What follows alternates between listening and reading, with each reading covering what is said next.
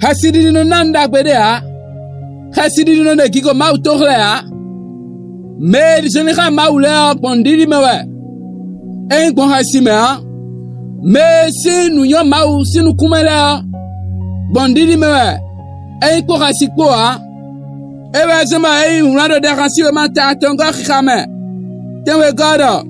Undi hasinu me wabuabu janko domile ha. Bataya na janko dowe. Kenta na janko dowe. Namba ejije tuwe. Namba wiyanwe. Namba la chokoto kwa uponi funo konwe. Namba la foni funo konwe.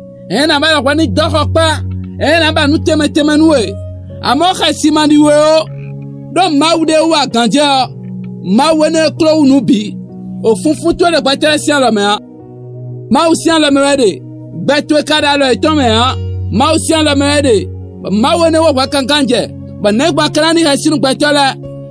Unado Mathieu si wa mata o gomero. Mima ni esinu me no kwa gbata kele o. Ama me minani hasina wa indeta.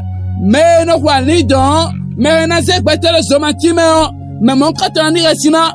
Be maude si wa mine o. Ewe maude wa kanje o. Ewe son sanati un khode nuwe. Do khasima sadiwe o. Debu sone khasima ndiwe ha.